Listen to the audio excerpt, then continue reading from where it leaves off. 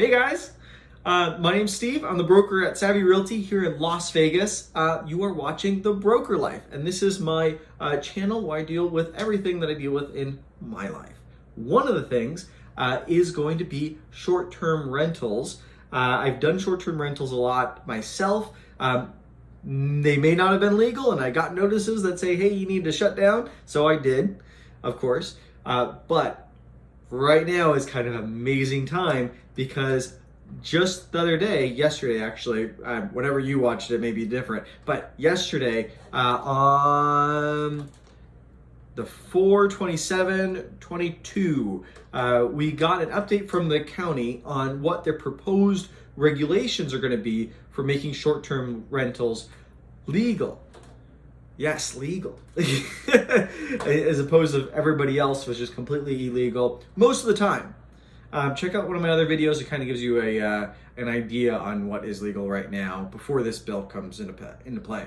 But let me run through it all for you because it's pretty long, and I want to sum it up as fast as possible. But it is very exciting, and I have a few things that are really interesting on it. I have a prediction that I can probably share at the end on this one that is pretty interesting, and I want to put it in a video so a year from now we will know if it's true or not. And I'm actually going to write that down just so I remember to do that. Not this, and do that. Okay, great. So heading into this document, and I'll try to put a link down below so you guys can follow along with this video, but this document is titled AB363 Clark County Proposed Ordinance. So this is adding the short-term transient rental language to this form here. So for the person, let's get right into it. I am on page 8. So I'm starting with page 8, 7.100.060. So short-term rental licensee to be issued only to the eligible property owner. So you have to be the owner of this to be able to get a license. You can't rent a property, get a license, then do AirBNB. So it doesn't work like that. Or short-term rentals. I say Airbnb, but it's really any short-term rentals, which is under 31 days long. So going down to item B on here, I thought this was interesting. No business entity or personal or person or family trust may be issued a short-term rental license unless you disclose who you are. The county wants to know who everybody is who's doing short-term rentals. So if you think that you can be a business entity and be, whatever, you have to show who's the owner of it and who's actually getting this license. That's the big deal on that. Identity of all the shareholders, any applicable or disclosed to the Department of Time application. Yes. So if you're a trust, you're an LLC, you're a RIT, you're whatever you are that's going to be doing this and applying for this, you have to tell them who actually owns you. And you can't be owned by another business. It doesn't work like that. It has to be owned by a person. So that's, the veil is being lifted. The next item, individual property owners. Issuance of the license will cause any property owner to obtain more than one. Okay, so here we go. If you can only have one, short-term rental license in Clark County. I don't know if that means, because it says unincorporated areas of Clark County, one. So I'm wondering if you're in the city of Las Vegas, you could have one. North Las Vegas, you have one. Henderson, you could have one. And then unincorporated? I don't know. But here it says one in the areas of unincorporated Clark County. Going down, short-term rentals units in the unincorporated Clark County area. Yeah, basically anything that would have you getting 2 licenses, they said is not possible. And going down here, let me see. Oh yes, so in the past 7 years, if you've possessed a short-term license previously, and it has been revoked or suspended, then you do not get a license currently. You cannot apply. So if you have done it previously, messed up, they don't want you back. Sorry. And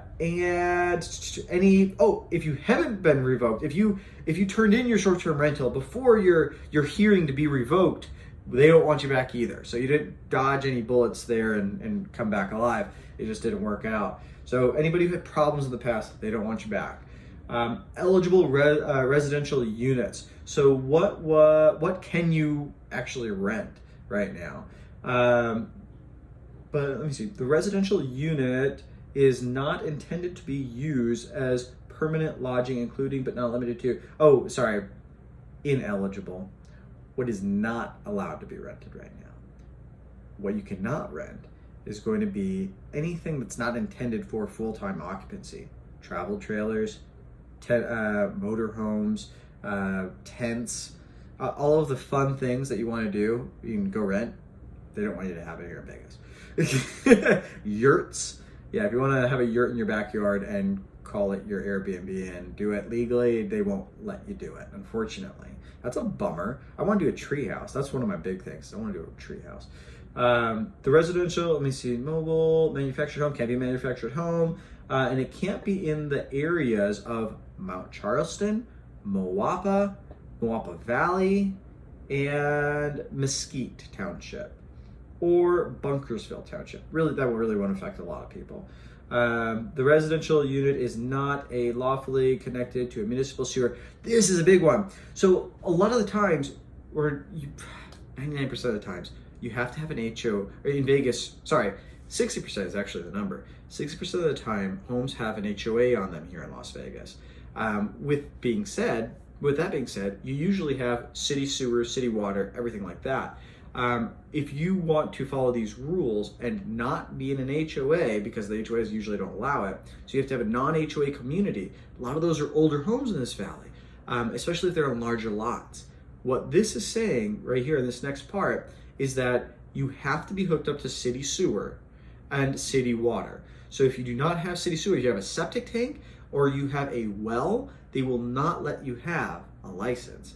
Of course it goes into sanitation and the risk of anything contaminating water, so that is understandable, but man, that's a big bummer on that, because there's some great large homes that have wells or on septic that you're gonna miss out on, apparently. Let me see, any apartment buildings. If it's an apartment building, you can't have rental in that. Not to be confused with a condo community. So you could have up to 10% of that condo community, let's say the Ogden downtown, you could have 10% of that building as short-term rentals. So you can do it in condo communities, you cannot do it in an apartment complex. There is a difference. Now going down here, this is a big thing. So I mentioned the Ogden. This one shocked me. And really, they're weaving a lot of things in here so you do not get a license, and it's limited as much as possible. That's why we got to read the fine print. In the Ogden, I believe, which is a high-rise condo community downtown, great building, they have one legal short-term rental in there right now because previous rules said you had to be 660 feet away from the next one. Well, you're in a condo building. Everybody's next to each other. You can't be 660 feet away from the other property line. Doesn't happen. So there's one person in that building. This now says we can have up to 10%. Usually the high rises have 350 units, so you have 35 units that could be short-term rentals. However, this is the big thing. If your HOA does not specifically say transient lodging, okay, you can't have it. So I do not believe that the Ogden has that verbiage, and I don't believe any high-rise besides a condo hotel community that was specifically planned for that would have this verbiage in it. So it's like, oh my gosh, this is really hard. They're really tightening it up. So if your condo community, as far as I can read and understand, does not have in their HOA documents that transient lodging is okay, and it will not be able to have it. They may have no minimum rental cycle, which is some condo communities or HOAs have no minimum rental cycle. So they could do currently 31 days, which is the minimum rental cycle for Clark County. If this passes, you still won't have the ability to go short-term daily or 2-night minimum. That's a real bummer, if I'm reading that correctly. Now, these rules can change. These are just what's currently out and proposed. I don't think they're going to change, guys. I think this is what it's going to be. Okay, going into the next thing, you have to be 2,500 feet away. Your property has to be 2,500 feet away from a resort hotel as defined by NRS 463.01865. I don't know what that says, and I didn't look up, but I'm assuming it's anything that you would think is a resort or a hotel. So if you're next to a hotel, you're not going to be able to do it. Most people, I don't think it's going to affect them. 2,500 feet away, you'll probably be just fine.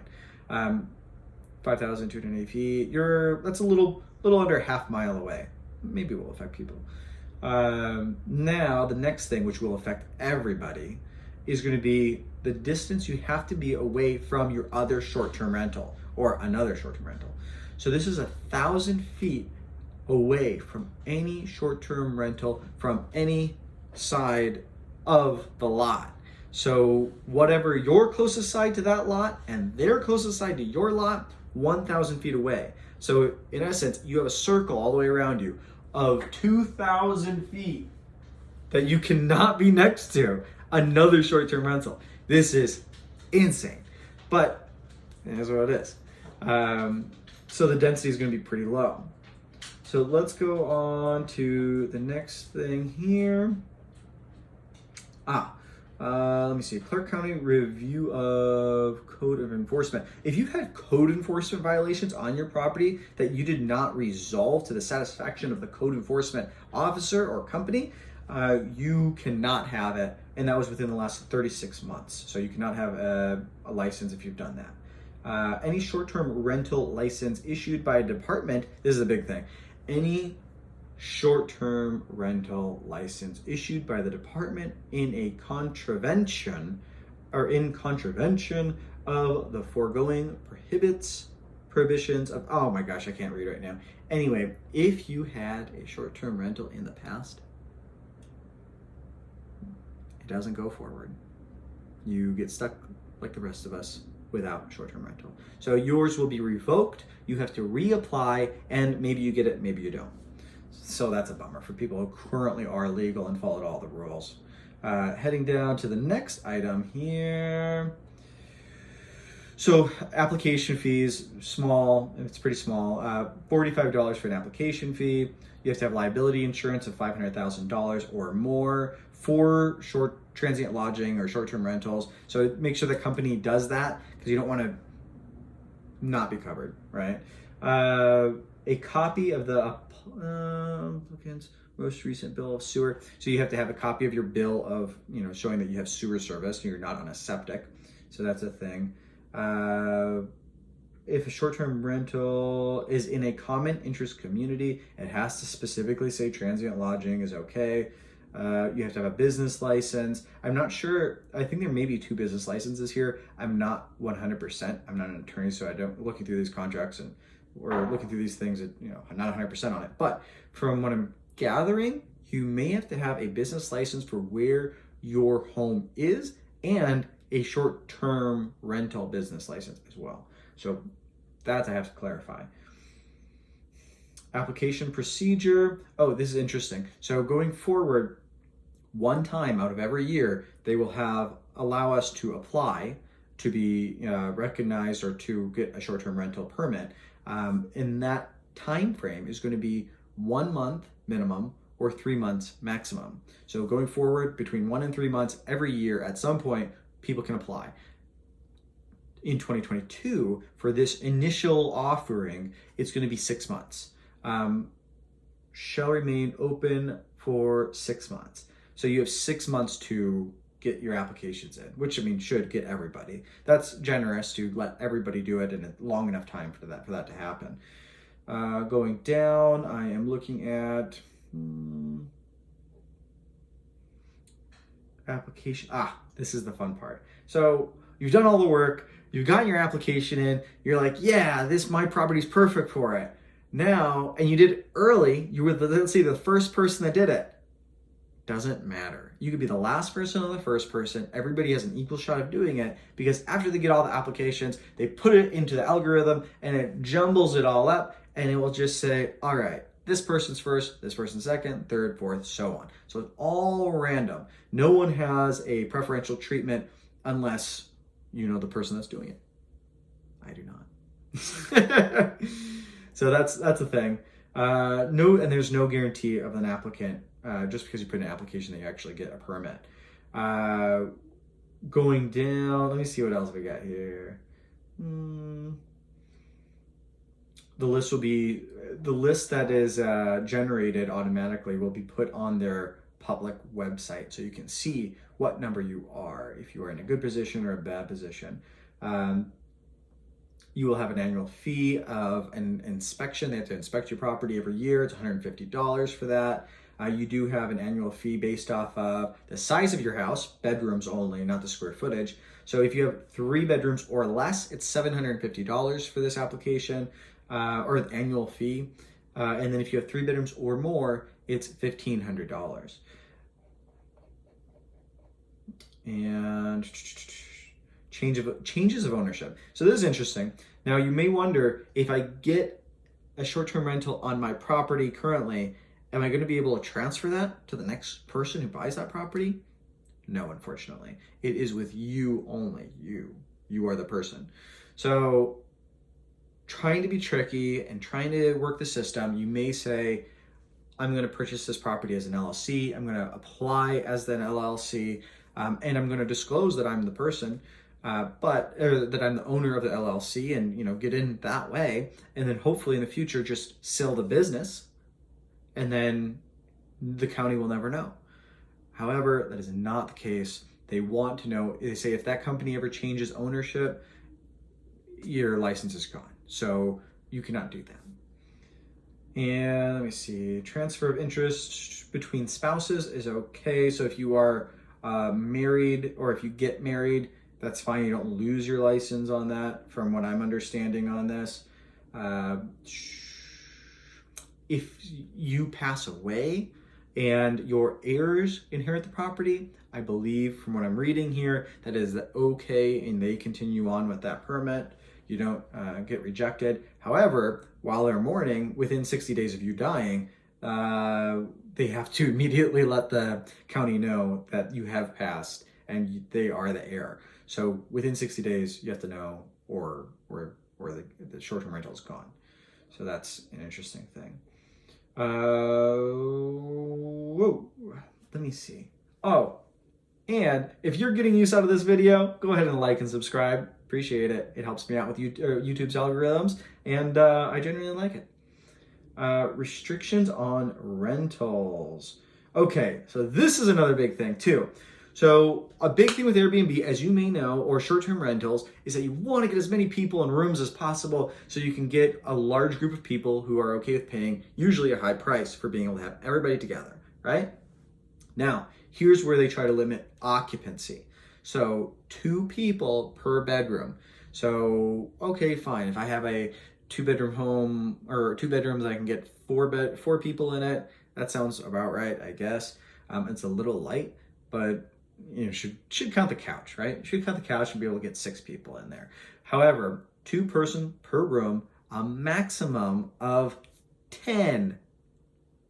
Maximum of 10 people. So if you have a 5-bedroom house, then you can rent everybody out and have 10 people. So that's a bummer. They do go off of the Clark County Assessor's page on how many bedrooms your home has. So if you've converted a den into a bedroom, let's say you have a 3-bedroom plus a den, which you've converted to be a bedroom, and think you can have 4 bedrooms total and 8 people total. That is not the case. They will say, Clark County says, you have 3 bedrooms, you can have 6 people. That's what your listing will have to say when you're advertising it to the public. 6 people maximum. Or they could come in, say you're violating it, and I'm assuming revoke your status. So that's kind of scary.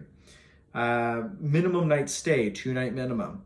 No nights. Dude, why are you guys doing 1-night minimums? You're gonna have a party every time.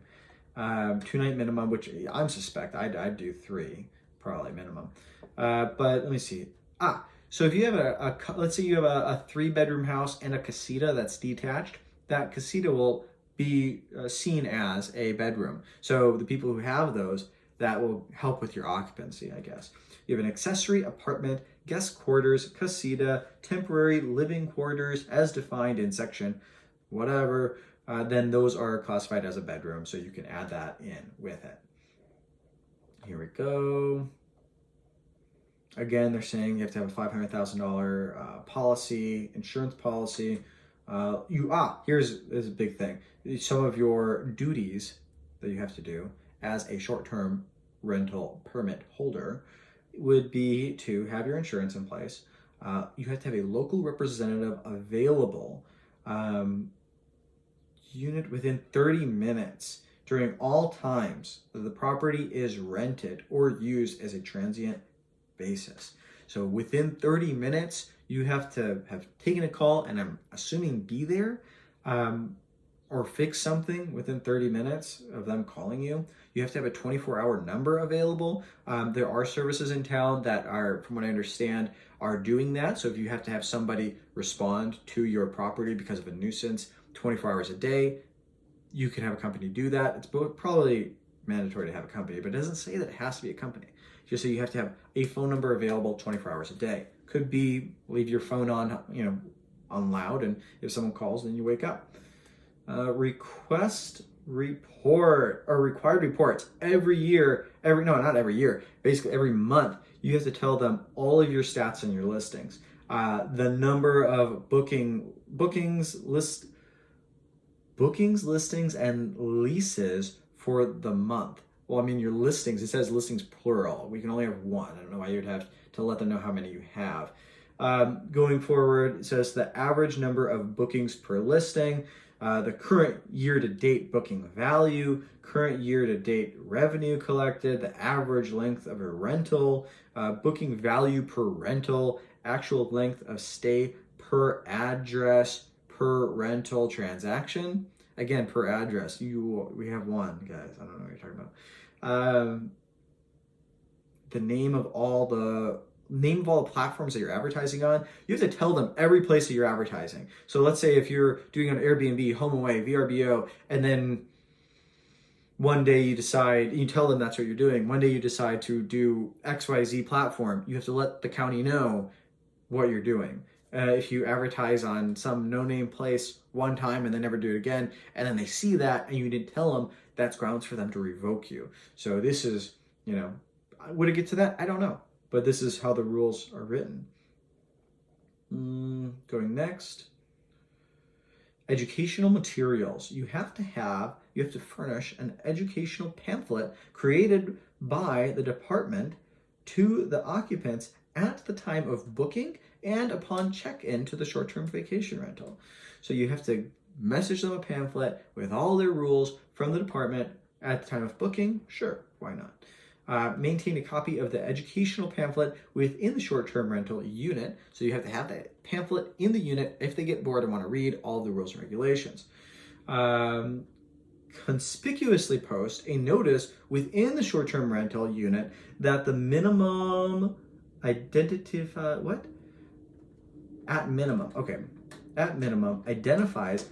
so you have to post something in the short-term rental unit at minimum that identifies the occupancy limitations for the residential unit, emergency telephone numbers for 24-hour telephone required assistance, and safety information, trash requirements, parking rules, and noise guidelines. Basically, you have to tell them, you have to be a good host and tell them everything that they need to know while they're in your unit for these items. Visibility of address. The licensee must ensure that you have light on your address at all times. So at night, it has to be lit up, which is normal code. So if your address isn't lit up, you're breaking code anyway. Title 30, gotta know it. And now, man, how long have we been? 24 minutes? Are you guys still around? This is crazy. You guys must be really interested in short-term rentals. So the next one, if you're still around, like and subscribe because I'm going through all of this detail so you don't have to.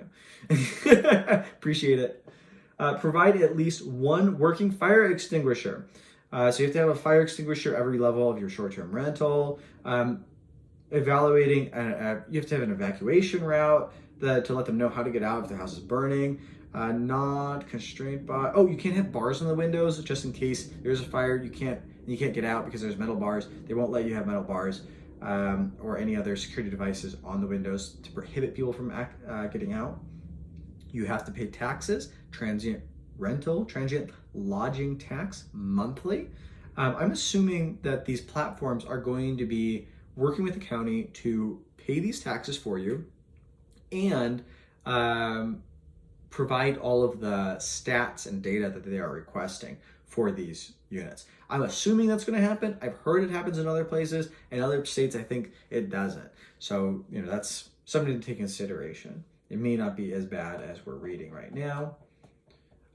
This is an interesting thing. And it's kind of, I don't know why, but let's look at this. So they want you to have a placard on the front of your property that says, maybe it's a gold star, but you have a placard on the front of your property that says the telephone number for the 24-hour complaint hotline, the maximum occupancy of the short-term rental unit, and the short-term rental license number and state business license number. So you have to have these as a size of paper, 8.5 by 11, right?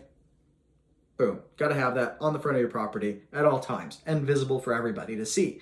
So everybody knows that you are a short-term rental and they know the phone number to call for it. Now, the fun part goes into it.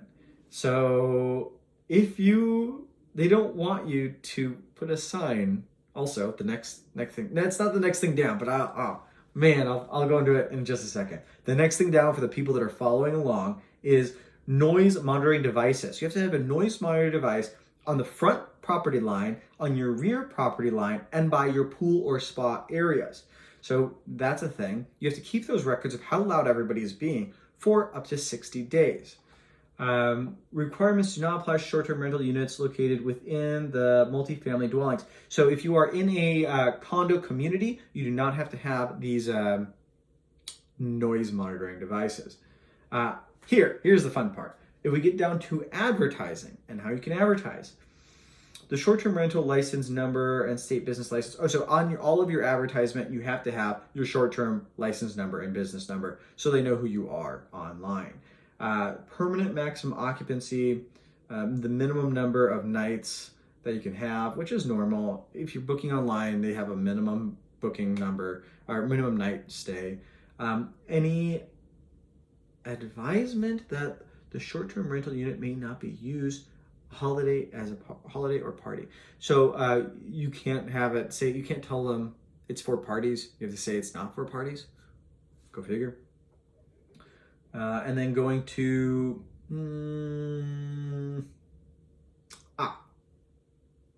post any. All right, so here we go. Here's the fun part that goes you'll see. So the licensee shall not post any sign advertising the availability of the residential unit for transient lodging. I'm pretty sure they just told us to put a placard on the front that shows we are a short-term rental, what phone number to call, and our business information. Okay, so that's an interesting one, a little funny, but prohibited conduct. No short-term rental unit may be used for any purpose other than for dwelling. So you do not have weddings, parties, events, DJs, all this fun stuff that makes it really loud and makes it an event. You are for living and eating and sleeping, right? The emission of noise, light, smoke, particulate matter, odors, or hazardous material may not be coming from the short-term rental. So whatever you're doing, you can't do it. Oh, maybe that means no active fires. That's interesting. So you can't have like a little fire pit, or how people want to do that. So I think that's probably one of their rules, it seems like. If you have no particulate matter or odors or hazardous materials. Can't be unreasonably annoying to your neighbors. That's what it says in here. Residential unit in which unreasonably annoys or disturbs the quiet, comfort, and or repose of any persons of ordinary sensibilities. So if you happen to annoy anybody, that's bad, and you will get revoked. The use of any radio receivers or stereo music. No music outside, guys. No music outside. All have to be inside the property, which is pretty reasonable, depending on the size of your property. Let me see. During the hours, this is the interesting thing. So you cannot use a barbecue. You cannot use a fire pit. You cannot use a spa or a pool or anything outside of the house, any amenities outside of the house, after 10 p.m. at night and before 7 a.m. in the morning. That's interesting. I feel like if they're not loud, they should be able to do it, but these are the rules that they're coming up with. Complaints, you have to respond within 30 minutes. You have to have it completely resolve the complaint within 60 minutes. Wow. If a county employee has to come down to your house for some reason, it's a $250 fee for doing that. And then we're basically towards the end, and I'll show you my prediction of what I think is going to happen here based off of the rules that I'm seeing. If you are going ahead and doing it illegally, then you will be fined $1,000 or up to $10,000, depending on how much stuff you're doing. Now, I think that's basically it. I'm scrolling all the way to the bottom to make sure there's nothing else that I covered up or missed. There is a lot more rules that are in here, but really doesn't affect 99% of the people. There's rules for the advertisers on what they can do and cannot do. And yeah, we're basically done with all that. Cool. So that is all it. But now this is my big thing that I think is going to happen. It's my prediction that I just want to put out there, right? So they said you could have, and I didn't cover this in here, but it says it, 1% of the total housing stock can be short-term rentals. I believe we have about 550,000 homes in Southern Nevada or Las Vegas, North Las Vegas, unincorporated Clark County, Henderson, all that fun stuff. If that number's right, we'll have about 1% of that. So 5,500 homes could potentially be short-term rentals or permits available. I don't know, based off the rules that they have on distance separation, HOA requirements, and not having to have city water, having to have city sewer, basically all the requirements combined, I think we're going to have 5,500 people that actually qualify.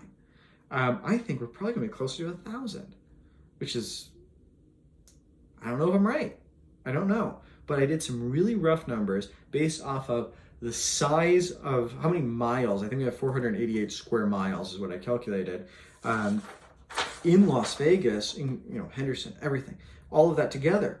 So if we have that much space, based off of the square footage or this distance, which is 1,000 feet on each side of your property away from you in a circle, based off of the square footage of that circle, the square miles of the land, and taking into consideration streets, HOAs that you can't have homes in, and all of the requirements to get this permit, I think we're going to have, my number was 945, but permits. But I'm thinking around 1,000 could actually qualify. I hope I'm wrong, and I hope we can get 5,500, but that is my prediction, and we'll see what happens over the next year. If you liked this video, please go ahead, hit a thumbs up, like and subscribe, all that fun stuff. I really appreciate it, and I hope this helped you out. Man, we are 33 minutes into it. Go do something else. This is too long for you guys. Have a good one.